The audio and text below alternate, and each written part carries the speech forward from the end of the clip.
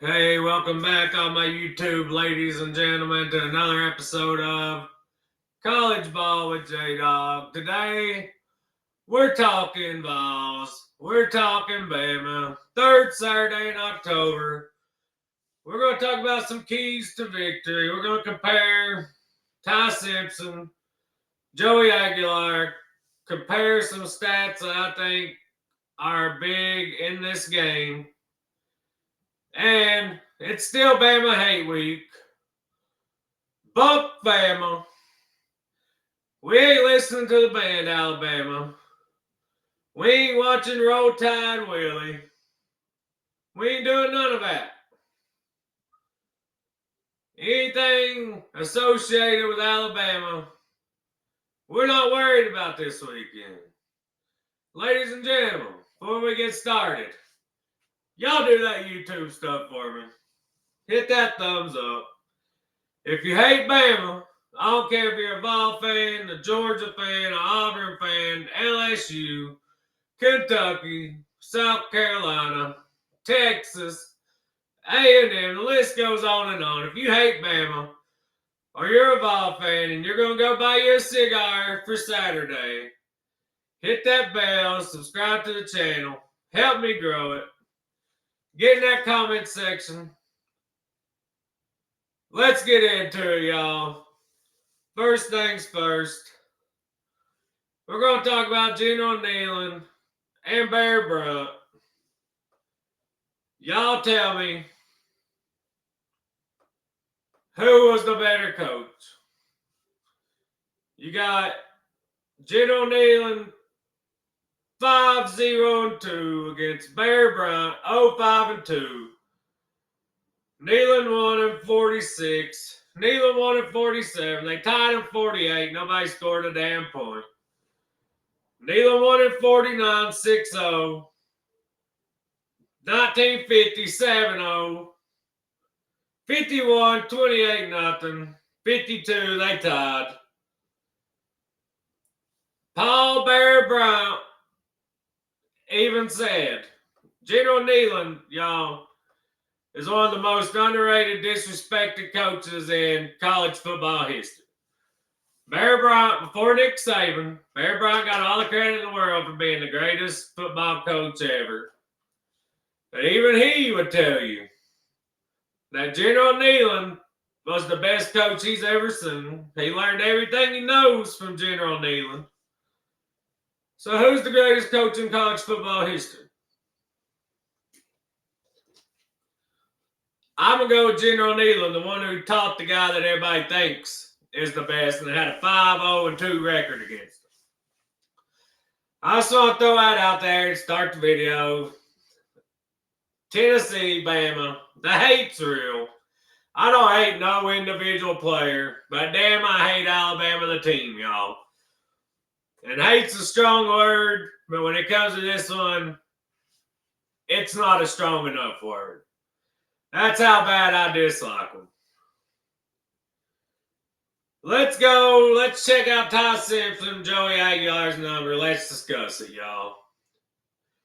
On the left, we got Joey Dimes. On the right, we got Ty Simpson. Joey Dimes is through for 16,080 yards, 14 touchdowns, 5 interceptions. Has a QBR of 73.1. Ty Simpson's thrown for 16,078 yards, 16 touchdowns, 1 interception, QBR 81.5. Their record against top 25 teams, their quarterback rating against top 25 teams. Ty Simpson, 159.6. Joey Dimes, 178.8. So Joey's only played Georgia. Ty Simpson played Georgia, Vandy, and Missouri so far. Joey Aguilar on the road has been 24-40. This is the only road game we played besides this one coming up is Mississippi State. He had 2 interceptions in that game. Neither one of them was his fault. Both of them bounced off Kitselman's hands. Yes, they was a tad bit high, but if it hits your receiver, your tight end, your running back, square in the hands, they should catch it. Against The AP top 25 Aguilar's 24, 36, 371, 4 touchdowns, 2 interceptions. That was against Georgia. That was the one game Aguilar actually had an interception. That was his fault, y'all. He threw it into double coverage, just bombed it down the field. The other one he had against Georgia, his receiver fell down, would have been first down, interception. Let's see Ty Simpson against the AP top 25. He's 70 of 100, 70% completion rating. 816 yards, 7 touchdowns, 1 interception.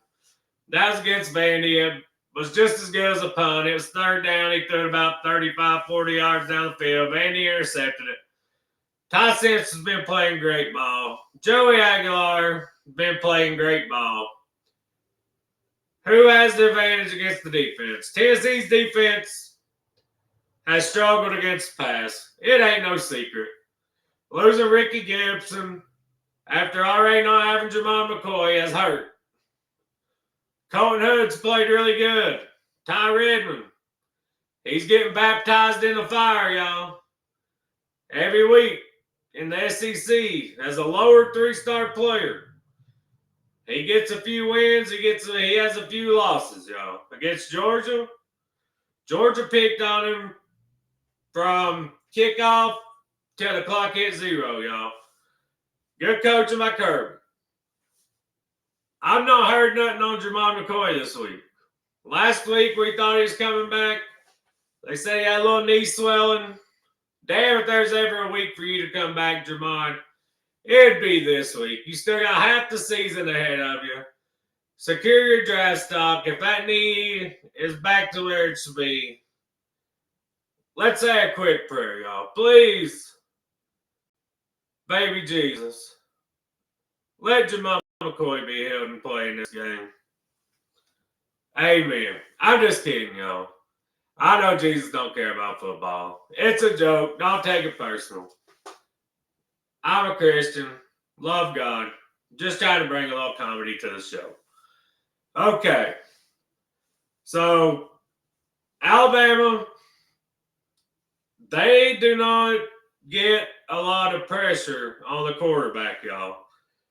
This is one area of the game that favors Tennessee, y'all. Tennessee leads the conference in sacks. It's in the blue on this, y'all. We've got 26 sacks. Bama's all the way down near the bottom at 9. So they do not get after the quarterback.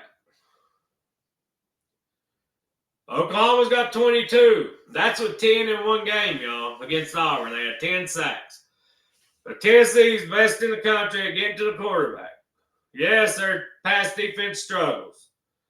But if they could just cover long enough in this game to let Jordan Ross, Caleb Herring, Joshua Josephs, Eason, Moy, those guys get to Simpson and make him have to make a quick decision, that is in Tennessee's favor.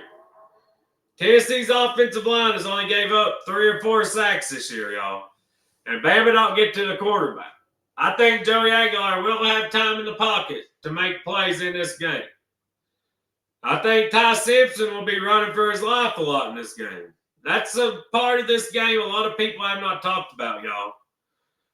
Is Alabama's offensive line. They are not spectacular. They're not garbage, but they're not good. They're somewhere in the middle. Tennessee's defensive line can absolutely eat in this game. And if they do, that would be huge for Tennessee, y'all. Our offensive line should have a good game. Alabama struggled against the run. They've struggled bringing the pass rush. 2 things we've been good at. We are second in the conference in rushing. Leading in passing. That favors Tennessee, y'all, on offense. I know Bama's got an advantage against our secondary. Our secondary's injured, all the hell. Everybody's passed on us. Ty Simpson's going to get hits. Our defense is opportunistic too, y'all. Our defense has 4 interceptions. Bama's defense has 5. Fumbles ain't on here. We've got forced a lot of fumbles. I don't think we gave up 9 touchdowns. Bama's gave up 5. It is what it is, y'all. We give up a good quarterback rating. Bama gives up a decent quarterback rating. So Tennessee's advantage against Alabama's offense is stop the run. Bama's not ran the ball good this year. We've struggled stopping the run, but it's been against teams that have a quarterback, and Mississippi State runs that same system we do. You either stop the pass or you stop the run. We stopped the run pretty good against Georgia. Arkansas, we stopped the run better in the second half. We're getting healthier. Guys are getting some reps. I think we're going to get better against the run. Unfortunately, against the pass, unless Jamal McCoy or Ricky Gibson comes back, I think that is what it is. We're going to have to hope to get pressure to help relieve some of the pressure on our defensive backs, y'all. But I love our chance of getting pressure, y'all. I love it. Alabama's offensive line has not been great. Their rushing has not been great. Tennessee's defense, yes, we give up yards, but we force turnovers. We force fumbles. We force interceptions. Basically, we're bend but don't break this year, y'all. We'll let teams move the ball between the 25s. From the 25 to the 25, you'll move the ball. Once you get in that red zone, if you don't hit us with an explosive play, there's a good chance you're only leaving with 3 and not 6. Let's talk about the rushing, because this is a place Alabama struggled, y'all. We're 3rd in the conference in rushing, and that's with the game against Mississippi State. We barely ran the ball. Heupel come out slinging that ball all over the field. I was screaming during the game, why are we not running the ball? But then we ran in overtime, win the game, ran a quarterback power to tie it. Anyway, Tennessee averages 210 a game on the ground. We got 17 rushing touchdowns. Alabama only averages 126 a game on the ground. They got 6 rushing touchdowns. They'll hand the ball off to their 360-pound left tackle, y'all. Jam Miller, Alabama's best running back, best pass protector back, is questionable for this game.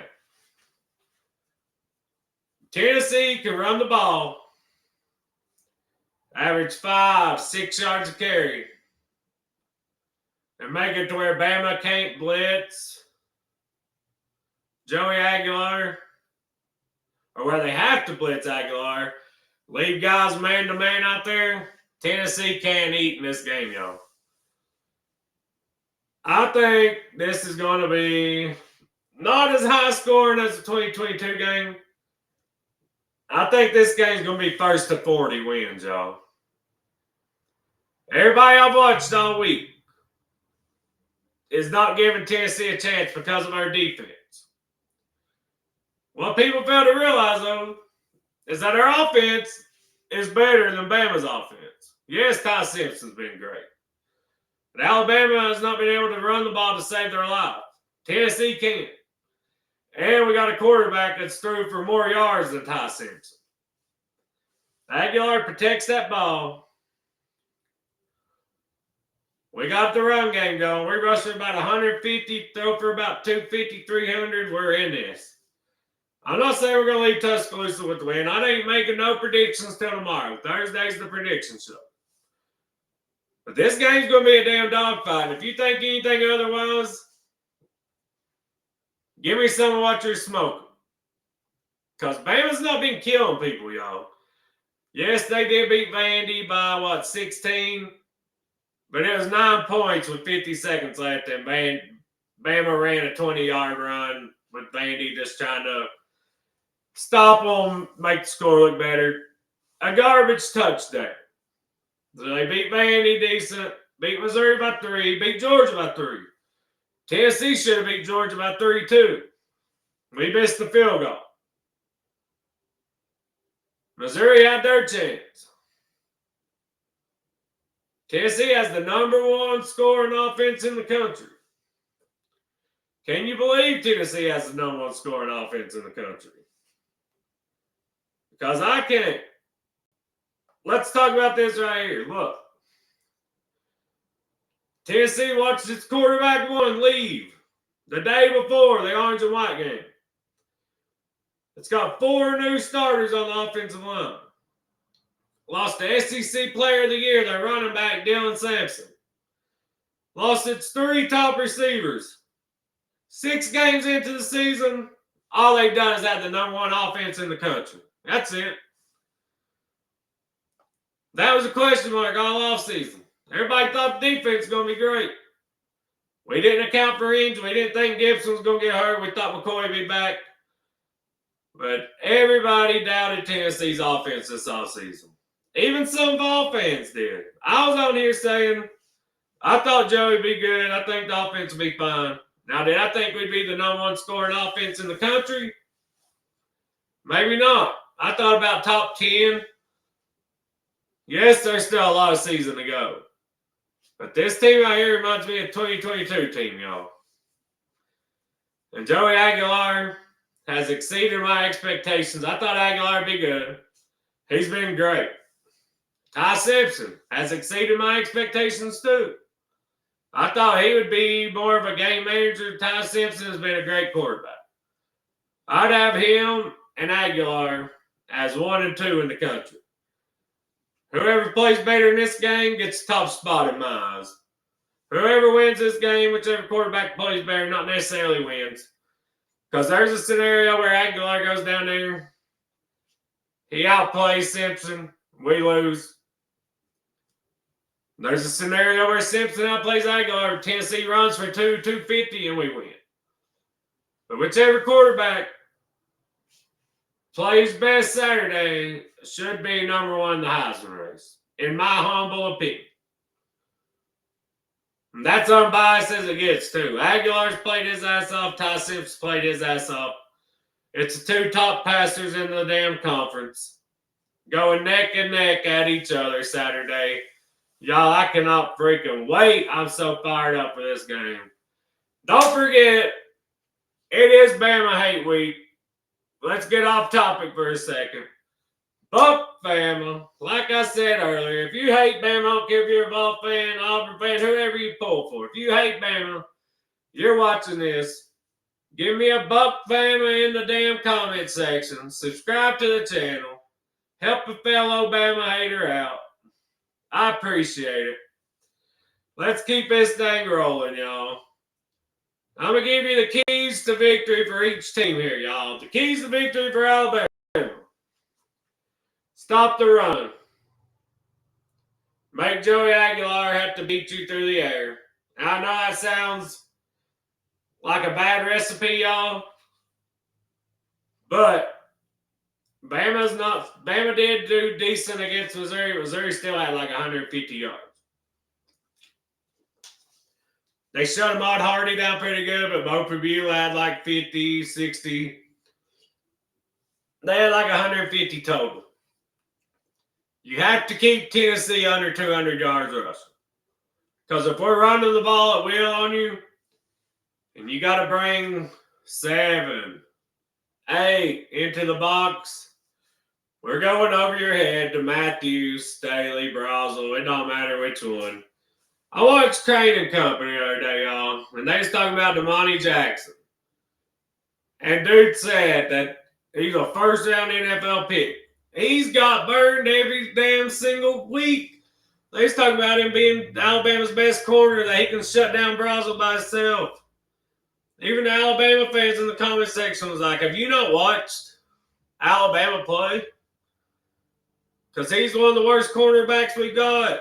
And that's the guy you decide to single out as why we're going to stop Tennessee's passing attack. Alabama has not faced an offense like us yet. Yeah, Vandy was pretty good offensively going into that game. But They had already played South Carolina and Virginia Tech. Then Missouri's got a hell of a rushing attack. Bama sold out, stopping the run. Bo Pabula couldn't beat him with his arm. You can't sell out stopping the run against Tennessee because Aguilar will beat you through the air. Second key to success for Alabama is you have to be able to run the ball for at least $130. If Bama gets to about $130, keeps us honest enough against the run that we can't put an extra guy in coverage or just tee off. Our defensive line can't tee off on Ty Simpson. That's another recipe for Bama to win this game. Bama has to be able to run the ball enough for our defensive ends to respect the run and not just tee off on Ty Simpson. Because if we stop the run and it's Ty Simpson to do everything, he might still make the plays, but he will be running for his life because Tennessee's pass rush is absolutely nasty. They lead the country in sacks for a reason. Every quarterback we've played is ready for their life, including Taylor Green. Taylor Green would have got sacked about 7 or 8 times Saturday if he wasn't so athletic. I know Ty Simpson's athletic, but he's not Taylor Green athletic. A lot of those Taylor Green escaped. Ty Simpson would. So, vice versa. Tennessee's keys to victory. Establish the run first. Make Bama creep up. Then you hit them over top once or twice with the explosives. Then they'll drop back again. Then you go back to the run. Tennessee rushes for about 200 in this game. I love our chances. Even if we don't hit no explosive play, Bama just sits back, says here, beat us with 12, 13 play drives. I still love our chances. We done that all last year. We played slower last year. We can play that style if we have to. We don't want to. This year, we don't want to. But we can. Another key for Tennessee, just like I said, get not even necessarily sacks. Get 3 or 4 sacks on Ty Simpson, but get about 10 to 12 quarterback hurries because that will force Ty Simpson into at least one mistake. Even if it's just us stripping the ball out from behind as he's sitting in the pocket. Tennessee needs to win the turnover battle. I know that's redundant. You win turnover battle, you win the game. Not necessarily. I think Tennessee needs to win it just based off Ty Simpson will probably get a decent amount of passing yards. Unless Javon McCoy's back this week or we just come up with some game plan that holds Bama. Last year in Neyland, I'll be honest with you, I'm going to keep it as objective as possible. We held Bama to 17. We could have scored a lot more if freaking Nico could hit wide open receivers down the field. Aguilar can do that. But vice versa, Bama probably could have scored more too if Jalen Milroe could hit guys on a crossing route and a little drag route. Because they had some guys open on those too, and Jalen Milroe could not hit them. Jalen Milroe was not good at anything but the deep ball and run. Y'all give me your keys for each team in the comment section. Which team do y'all think comes out with the win? I want y'all's predictions in the comment. Give me your predictions to the game. Give me your score and why you think whichever team you pick, tell me why they win the game. I'll do my selection tomorrow. I want y'all's selection today in the comment section so I can get a feel where everybody's fans are. And don't be biased, just be real. It's all good. And tell me what you think the keys to success for each team is in this game. I've told you mine. Tennessee's got to get after Ty Simpson, y'all. Absolutely. Get about 3 or 4 sacks, about 10 to 15 quarterback hurries, and you'll force them into a mistake or two. Stop the run. That way you can tee off on Simpson. If you stop the run, hold them to about 120 or less rushing, and they only average about that. If you hold them to about their average on the ground where you can tee off on Simpson, we could have a good day on defense. Exact same thing on offense. Establish the run. You rush for about 200. That way you can throw for about 250, 300. Hit them with a couple of deep shots. And that's our key. I'd love to win the turnover battle. That'd be huge in this game. Everybody I've watched. I haven't watched Josh Pate yet. I think he does his tonight or tomorrow. But J.D. Bacal, Andy and Ari, Crane and Company, all these people, everybody you watch, gives Tennessee no chance to win this game. A couple of them said we might cover. They give us no chance to win this game. That's when I love it as a Tennessee fan, y'all. I love when nobody gives Tennessee a chance to win the game, y'all. I want to talk about one more thing before we go, and it has nothing to do with Tennessee or Alabama, y'all. Well, actually, I got one more thing about Tennessee, then we'll move on to the last thing I want to talk about. Tennessee is the only school in the country to be top 25 in football, men's college basketball, and women's college basketball. We're going to be top 25 in baseball, too, so you might as well go ahead and say we're the only team in the country that's top 25 in all the major sports. Kim Caldwell, Lady Vols, brought in the number 1 portal class, number 1, number 2 high school class, according to where you look. Rick Barnes, reloaded, brought in Gillespie from Maryland, Greenville native, Native Mint, wherever you look. Wasami's number 1, all the way down to number 4. Freshman coming out of high school. Kevin Durant, made over, 6'10", play any spot on the floor. It is a great time to be a Vol, y'all. We are possibly in the golden era of Tennessee athletics, so just enjoy it. Don't be one of those that screams fire the damn coach every time you lose a game or every time we don't win a national title. Only one team does that every year. Try to remember that. Don't be one of the dumbass fans that gets on the internet, talks to the players. Just enjoy the ride. This could be the best stretch of Tennessee sports of your entire life the next 5 to 10 years, y'all.